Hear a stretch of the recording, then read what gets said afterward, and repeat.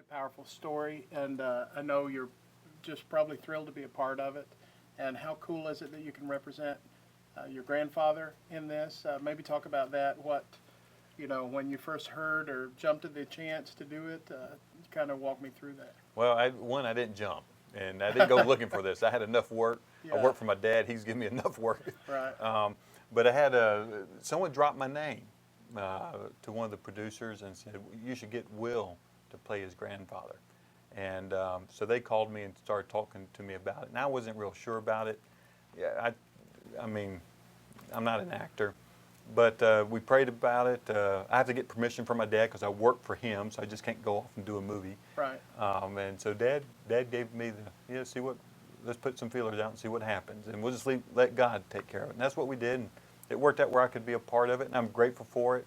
And not just for the opportunity, but grateful to have a chance to play my granddad and to tell the bigger story of how God changed Louis and Cynthia Zamperini's life around.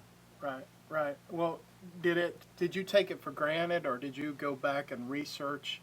I mean, when you did it, did you say, "Oh, well, that's my grandpa. I've got it. I've got him down. I know what he's like."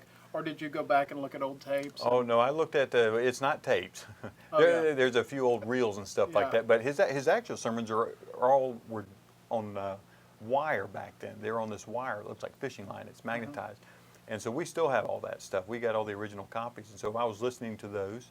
And I was reading his transcripts and stuff like that, and he was like a machine gun. I mean, he hardly took a breath in these messages. It was amazing. I don't know how he did it. Yeah. And he preached. He was scheduled for 3 weeks. He went 8 weeks. Preached every day and twice on Sunday. Right. And so I didn't get to listen to all those sermons, but I tried to pick out a few that were meaningful to Louis. And the ones I would use. Actually, we used his sermon as my script in the movie. Oh wow. Well, I hope your family's felt everybody's prayers this year. Everybody's been praying for your family with the loss of your grandfather. I greatly appreciate it. Thank you. We have, and we needed it. Thank you. Your father's story is so amazing. Mm-hmm. And how exciting is it to focus on, to have a movie really to unpack the whole forgiveness aspect and the whole transformation of his life. He has, the first part of the story is so exciting, what he went through, but the forgiveness and the transformation in his personal life. How, maybe walk me through that. How exciting was that when you first started looking at Path to Redemption?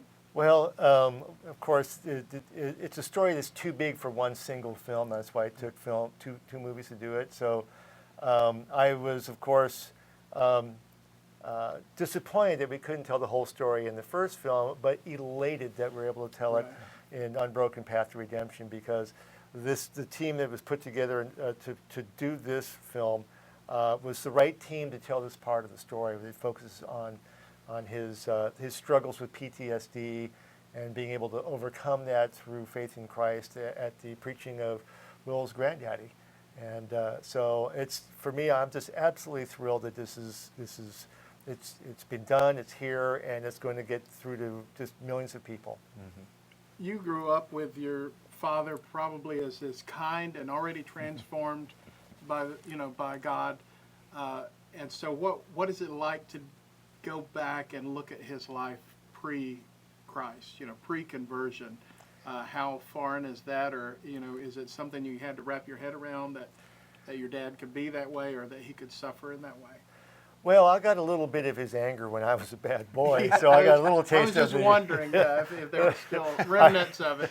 I was not a good child myself, so I got a little bit of that discipline.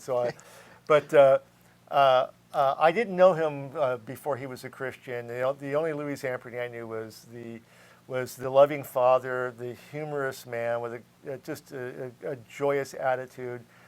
He lived every day to do good deeds for people, to help people in need.